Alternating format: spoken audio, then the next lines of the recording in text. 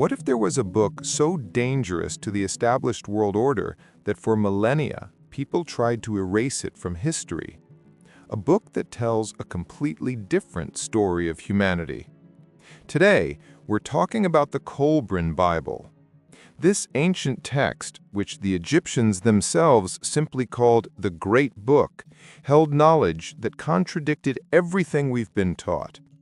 One of its main sanctuaries was the legendary Library of Alexandria, the greatest treasure trove of wisdom in the ancient world. We're used to hearing about its destruction as a tragic accident, a series of fires and wars.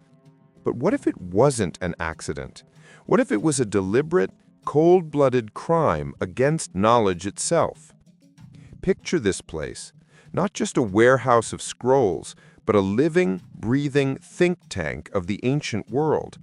A melting pot of ideas where the mathematics of Pythagoras sat alongside Babylonian astronomy, Plato's philosophy next to the mystical teachings of Egyptian priests, and the medicine of Hippocrates beside the secret knowledge of the Druids. It was a place where the wisdom of all humanity was gathered under one roof.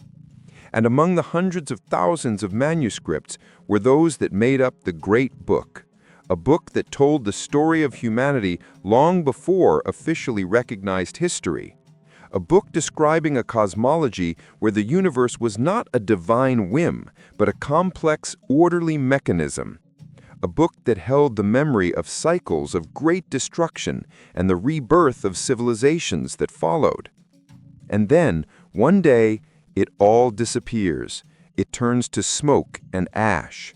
Official history, like a shame-faced schoolboy, mutters something incoherent. First, they blame Julius Caesar, whose fleet supposedly set fire to part of the library by accident. Then, centuries later, they talk about the Roman Emperor Aurelian, who destroyed the city in 273 AD. Then, as if by chance, a legend emerges about rampaging Christians destroying pagan temples, and along with them, the library. And to cover the tracks completely, they add another legend about Arabs who supposedly heated their baths with scrolls for 6 months. Look at this picture. 4 different culprits spread out over nearly 1,000 years. This isn't history. It's a convenient smokescreen created to hide the truth. It's a classic case of shifting the blame while the real culprit slips into the shadows. When a crime has so many suspects, the real culprit is likely the one with the strongest motive, not just to capture a city or win a war, but an ideological motive, a motive for the total, unconditional destruction of an alternative point of view.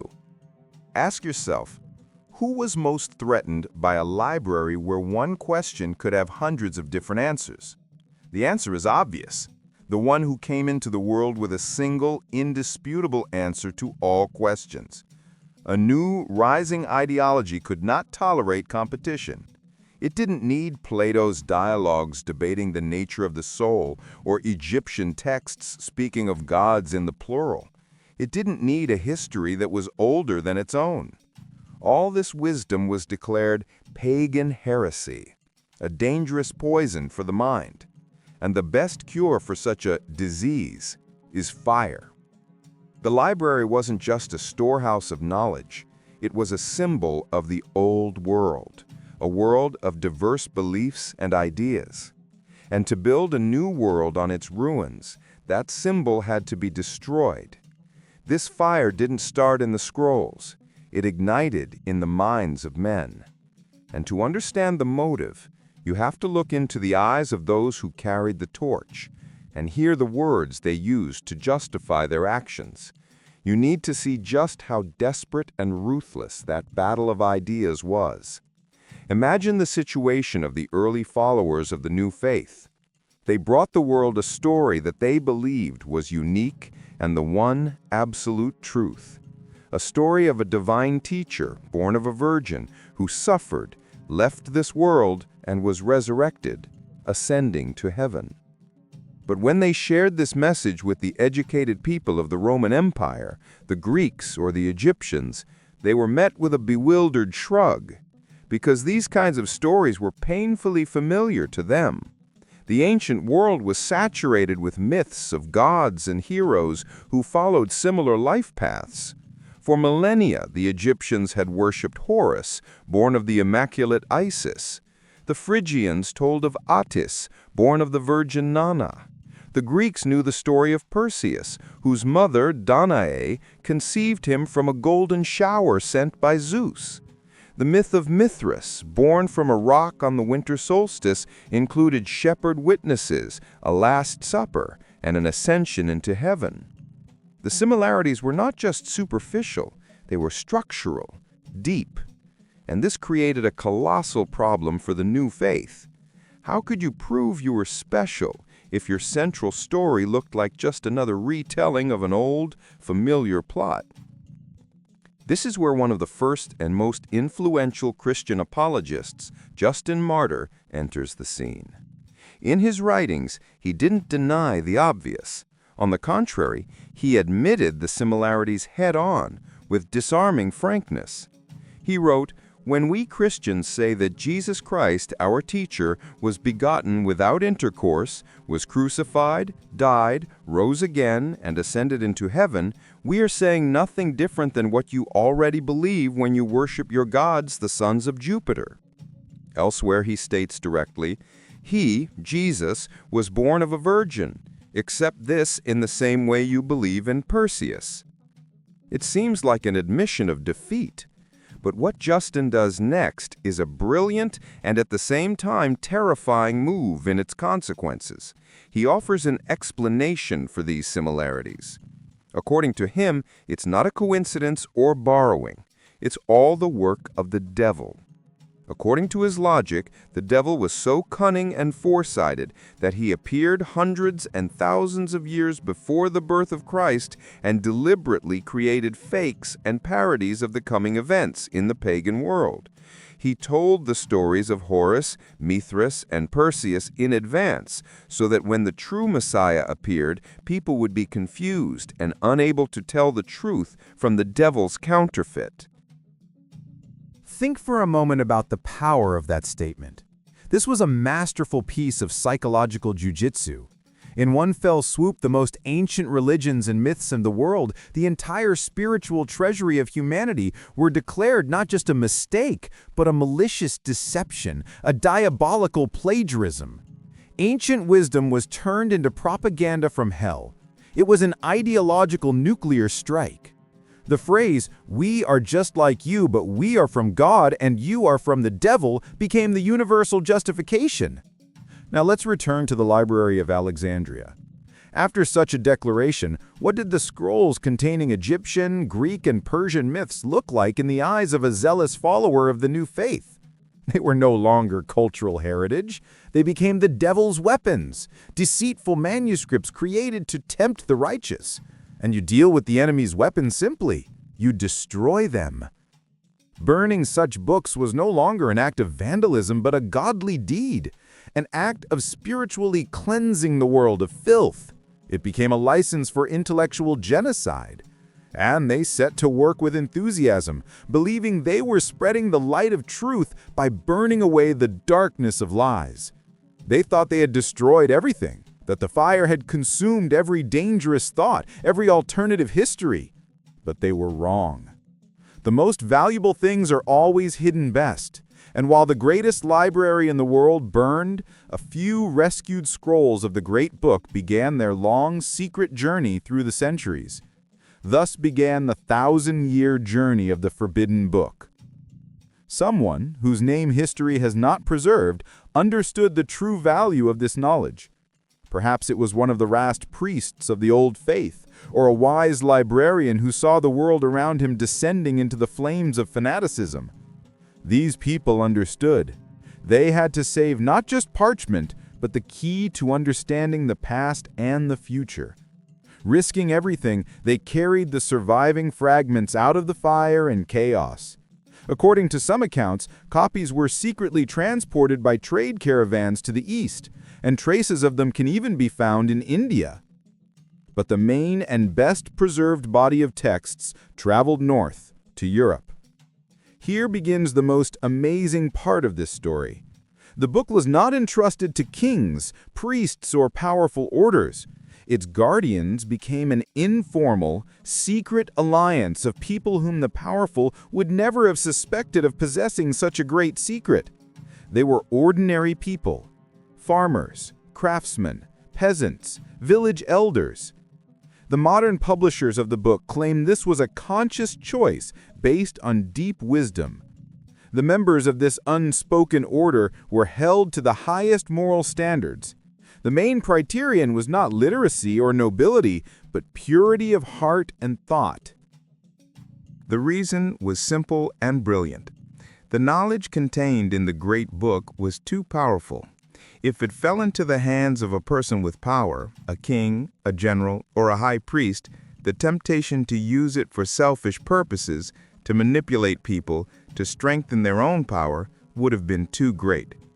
The text could have been distorted, edited, with inconvenient parts torn out, or conversely, things added that were never there. But a simple person, whose life is connected to the land and labor, saw the book not as a tool of power, but as a source of wisdom that helps to understand the world and one's place in it. He was a guardian, not a master. For hundreds of years, while wars, epidemics, and religious purges raged across Europe, handwritten copies of the great book were passed from generation to generation, from hand to hand, in complete silence and secrecy. This continued until the 12th century. The book found refuge in one of the most mysterious and ancient places in England, Glastonbury Abbey. This place was already shrouded in legends of King Arthur, the Holy Grail, and the secret knowledge of the Druids. The abbey was famous for its huge library, which housed the rarest manuscripts that had survived the Dark Ages. It seemed the book had finally found a safe harbor. But history, as we know, likes to repeat itself. In 1184, a terrible fire broke out in the abbey. Whether it was an accident or another act of deliberate destruction of wrong books, we will never know. But the flame that once consumed the Library of Alexandria had once again reached the forbidden knowledge. The huge library of antiquities was almost completely destroyed. And again, just as in Egypt 1,000 years earlier, at the most desperate moment when all seemed lost, the guardians made their choice. Instinct told them to save the most valuable thing, and they rushed into the fire, not for golden covers or richly decorated gospels. They saved a massive scroll, heavily charred at the edges, which they considered the heart of their collection. This miraculously saved manuscript later became known as the Kolbrin Bible. The fire damaged it, but could not destroy its essence. After this fire, the Celtic guardians, realizing that no walls could guarantee safety, took the book even deeper into the shadows. They not only preserved it, but also studied it for several centuries, comparing the ancient Egyptian text with their own Druidic wisdom and adding their comments and interpretations. To ensure its preservation, part of the text was even transcribed onto thin bronze plates, which is why the manuscript received another name, the Bronze Book. Only in the 15th century was a part of this knowledge first presented to the public. Rescued from the fire, this book, which we today call the Kolbrin Bible, consists of 2 unequal parts. 6 of them are that same ancient Egyptian original, and the other 5 are the works of the Celtic guardians. And what it tells us about our origin, about the very beginning of the world, turns everything upside down. When we open its first pages, we immediately understand why it was so feared. It offers no comforting tales or easy answers. Instead, it challenges the very foundation of our worldview from the first lines. We read, "On earth, there is no true beginning. For here, everything is an effect, and the ultimate cause is elsewhere." Think about that. Everything we see, everything we consider cause and effect, birth, life, death, the changing of seasons, all of it is just a ripple on the water, and the stone thrown into the pond is somewhere in a completely different, inaccessible dimension. The book tells us right away, you are looking in the wrong place. To understand what is happening here, you must first look to where it all began. And it transports us to this before the beginning, to a state that is impossible to describe in human words, but the authors try. Before the beginning, there was nothingness, but it was not an empty, dead blackness. It was a void filled with potential. In it, there was only one thing, the eternal, unified consciousness. The book doesn't call it God in our usual sense.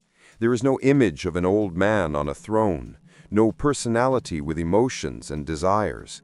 It is something else, an impersonal, self-sufficient, eternal spirit, a generator of selfhood which cannot be diminished, unknown, unknowable, contemplative, alone in a deep, unknowable silence. It simply was, beyond time, beyond space, in an abode of uncreated light that no one could see. Within it slept everything that would ever be, but in an unexpressed, dormant form. In this absolute peace and immutability, the very concept of time did not exist. And here the book gives one of the most elegant and profound definitions imaginable.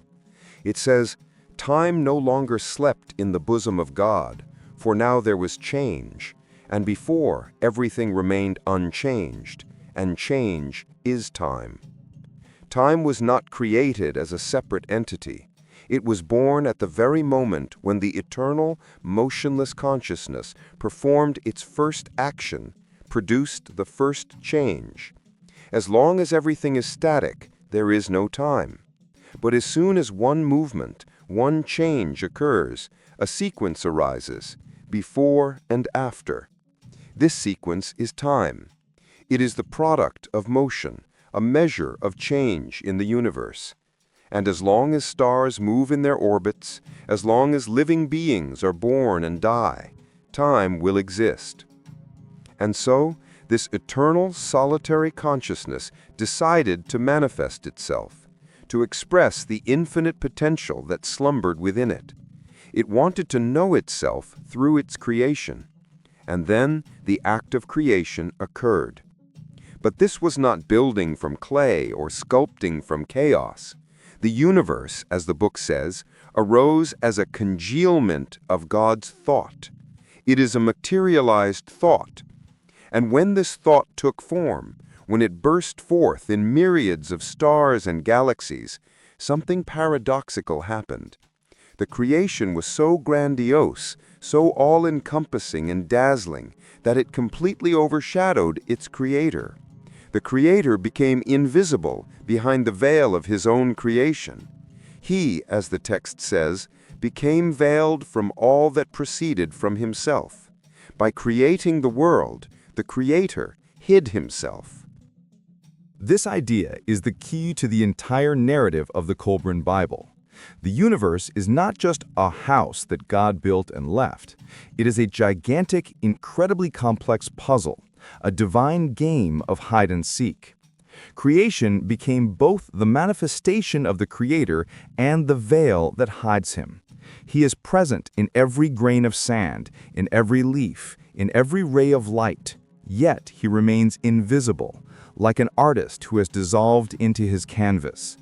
He is vaguely reflected in his creation, but the creation itself cannot explain itself. To unravel this mystery, to look behind the veil, this, according to the book, is the main and only purpose of a rational being. Not just to live, reproduce, and survive, but to become an explorer, to figure out the design, and ultimately to return to one's original, spiritual form, realizing oneself as part of that same unified consciousness. Man was conceived as the universe's answer to itself. But before the human explorer appeared, the stage had to be set for him. And the book describes this process of Earth's creation with astonishing details that resonate with modern scientific theories. In the very beginning, the text says, the Earth was completely covered with water. Then, under the influence of certain forces, the waters were gathered together, and from beneath them the land unsteadily appeared. Later, the sun was created, which dried and strengthened the earth's firmament. This scene, where the first continents rise from the world ocean, looks surprisingly familiar. Next, the spirit of life appears on the scene, emerging from the great celestial womb. The text describes its appearance as something material, some celestial body or force that caused colossal cataclysms on the planet, the formation of mountains, changes in the landscape. But thanks to the sun, this object was neutralized and placed under the authority of the sun's sister, the moon. The spirit was calmed, but the earth remained agitated. And in this changed, prepared environment, biological life begins to emerge. The book uses a vivid and simple image. Mud eggs of life potential formed in the swamps, at the junction of land and water. The sun gave life-giving warmth, and life crawled upon the earth. What is particularly important is that the book emphasizes everything that appeared in the world was not an accident. Every creation had a purpose, and this purpose was connected to the future appearance of man. Metals are hidden in her stones, precious stones in the soil. Gold and silver were scattered and hidden. There was copper for tools and wood for building, and a swamp of reeds and stones for every purpose. All this was prepared, all this was ready, and now the earth awaited the coming of man. This concept completely rejects the idea of random evolution. The world is presented as a huge, perfectly prepared workshop, filled with tools and materials. Have you ever wondered why a certain plant can heal a certain ailment? Why you can smelt metal from ore or make glass from sand? The book answers this simply. All of this was created for a specific purpose, so that man could use the world around him for creation, not for empty consumption. And finally, the first man appears. The dust of the earth gave birth to the man, and the dark water enveloped the woman, and they united and multiplied. However, these first humans were not yet fully human in our understanding. They were part of nature, almost animals. They could eat, sleep, and procreate, but they were incapable of cognition. They lacked the tool to look at the heavens and ponder the Creator. They were beautiful biological creatures, but they lacked the main thing, a spark. According to Indian legends, this was the first unsuccessful humanity, whose descendants are supposedly apes. In any case, the world was ready, the stage was set, there were actors on it, but the play had not yet begun. Something more was needed to start the great mechanism of cognition. A great universal upheaval was required. And it struck. The Kolbrin Bible describes this moment not as a quiet, blissful act of creation in a paradise garden, but as a global, agonizing cataclysm. It was the great day, the day when the unthinkable happened, the merging of two opposites. The day when the Spirit, which is God, united with the beast, which is the earth.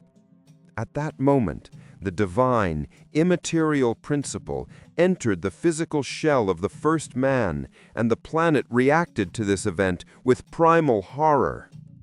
The text paints an apocalyptic picture.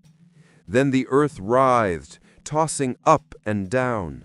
The earth moaned and shrieked with the wind.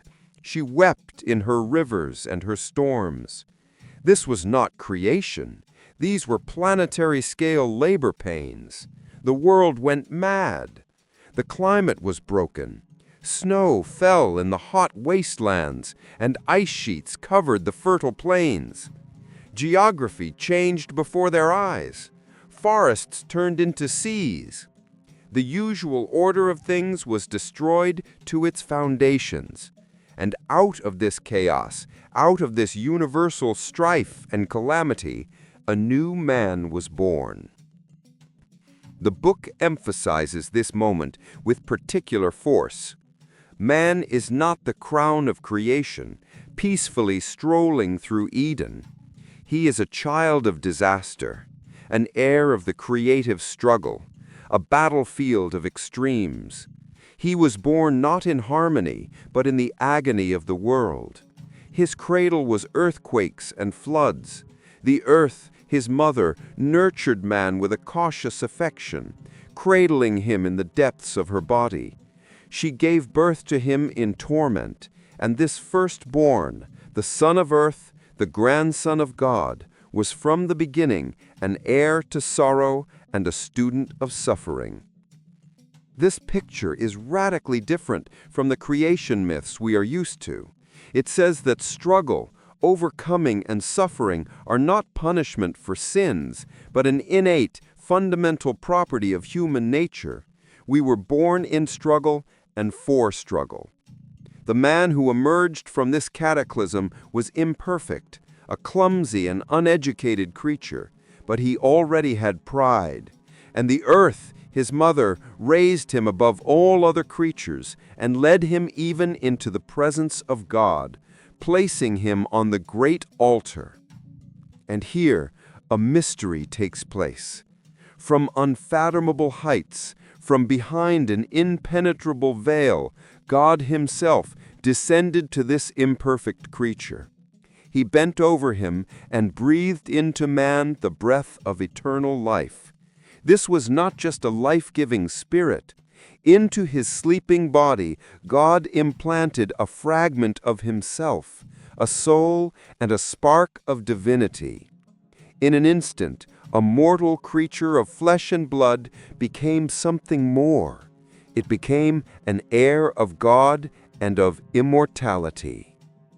This was an act of bestowing the greatest power and the greatest responsibility. From now on, man was not just to live on earth, but to rule over it. But that was only a small part of his new destiny. His true purpose became to unravel the circles of eternity. His destiny was to be an eternal search and striving. Man was no longer just an animal. He became the vessel of a divine spark, and this spark ignited in him an insatiable thirst for knowledge, a desire to return to his source.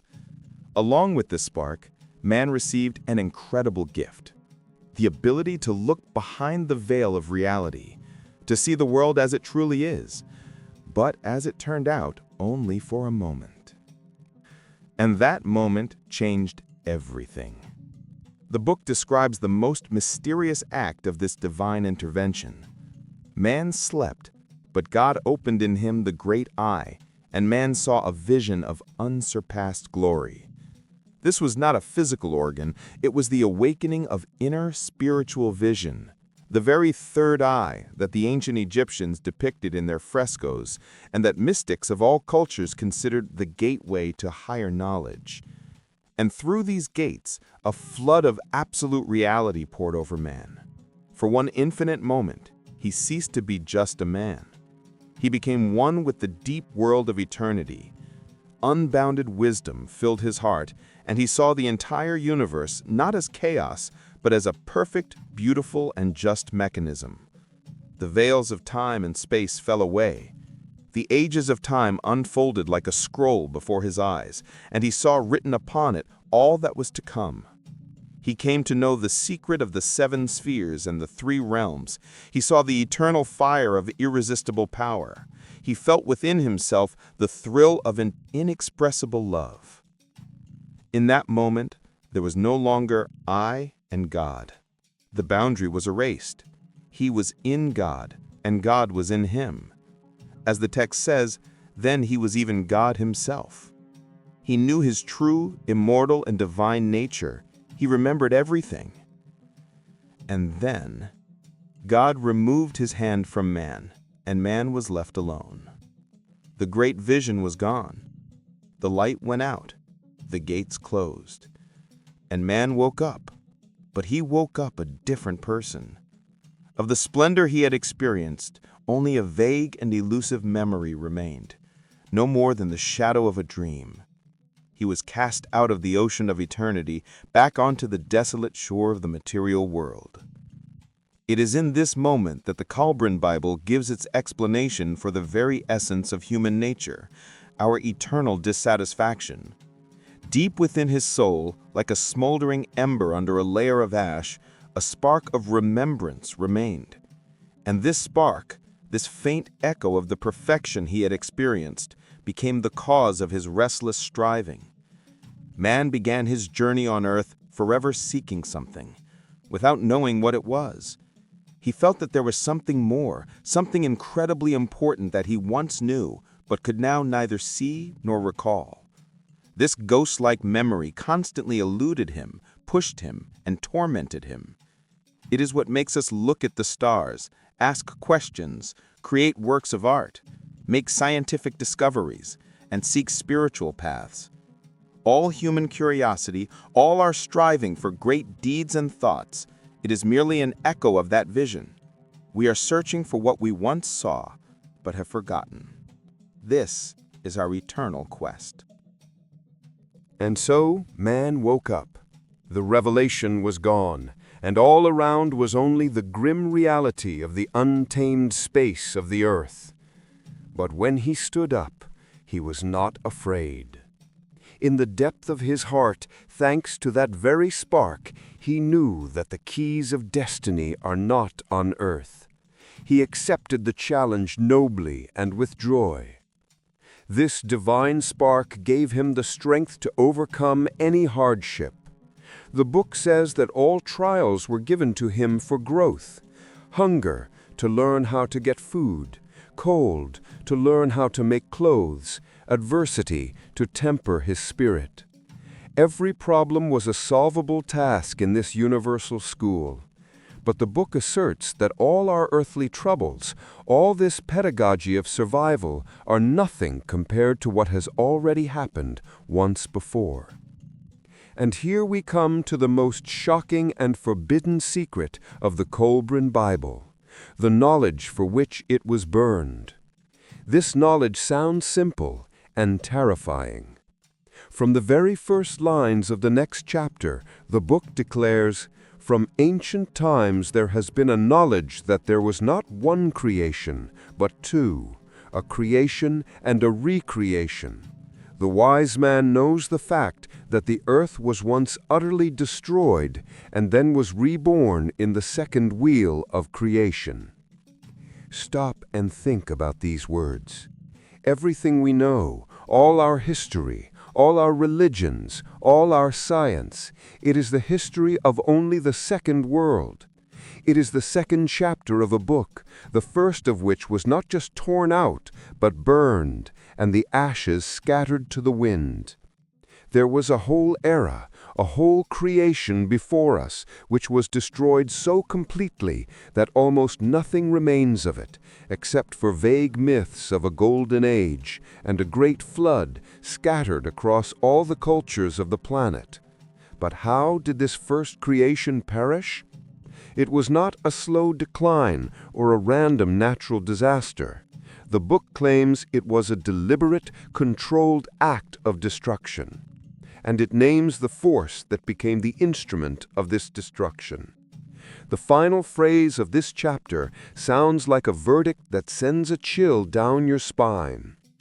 During the great destruction of the earth, God caused a dragon from the heavens to come and encompass her.